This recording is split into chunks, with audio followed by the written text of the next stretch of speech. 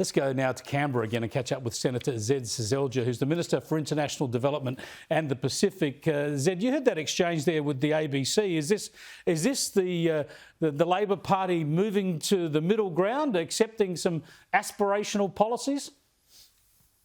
Well, it is hard to believe them, Chris, I've got to say, and I'm not surprised, of course, the ABC's attacks, but it is hard to believe that Labor would stick to these policies if they were to come into government. I mean, they clearly don't believe in lowering taxes for middle-income earners. They voted, they tried to excise these when we passed them through the parliament. So this apparent backflip from the Labor Party is very hard to accept when you look at their record and when you look at their internal bickering over this. So I think if they do come back into government at some point in the future, I think you can guarantee. Oh, you can't really play that game though. You can't really play that game.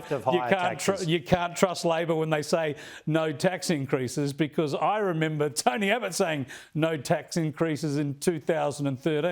So I think both sides can play that. So we've got to take them on their word for this at this stage, don't we?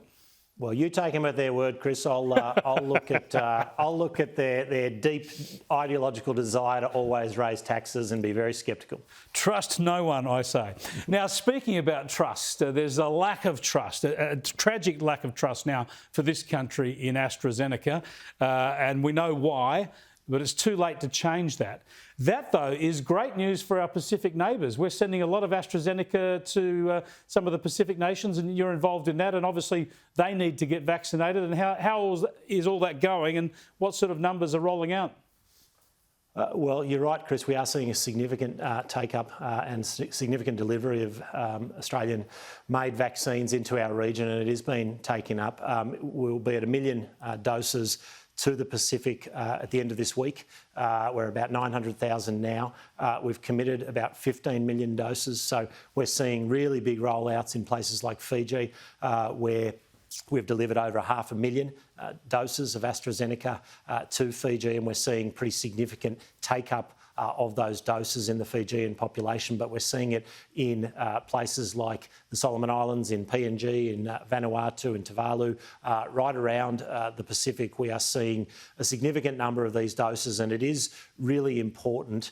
As we're seeing our own ramp up, we're at almost 11.5 million now. We'll be at 12 million by the end of this month, and over 1 million a week in Australia. But it is important that our region is protected.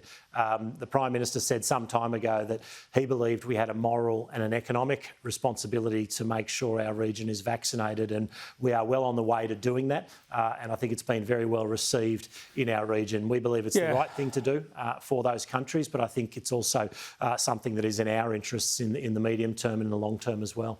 I think we should be doing it, and I think we would be doing it anyway, but our lack of take-up of AstraZeneca in this country probably frees up more supply for the Pacific. Is there any reluctance in the Pacific? Have they picked up on some of the anti-AstraZeneca feeling in Australia and creating any scepticism there? Well, I think largely that hasn't been the case. I think it's fair to say that there are some places in the Pacific, such as PNG, where vaccine hesitancy and scepticism is higher. That is a problem in places like PNG, and I do recall when there was that discussion when the Queensland Chief Medical Officer and the Queensland Premier were talking AstraZeneca down. That played in PNG, and it was unfortunate, I think, because in PNG, people would know there's a strong connection to Queensland in particular, as well as the rest of Australia, but particularly Queensland. So they do consume some of that media. So I don't think that was a helpful commentary. And so, yes, from time to time, the commentary here has fed into that. But I think largely, if we look across the Pacific, people are taking AstraZeneca, as millions of Australians have, of course. And, that's the other thing to emphasise. But no, we are seeing it. As I say, 560,000 doses delivered in Fiji, and I think around 75% now of their population has had a first dose, and that's largely come through Australian-supplied AstraZeneca, as well as some other sources as well. Now, just to give us an update as well, I understand some of the Pacific nations have done very well in keeping themselves coronavirus free, but Fiji's going through a difficult period?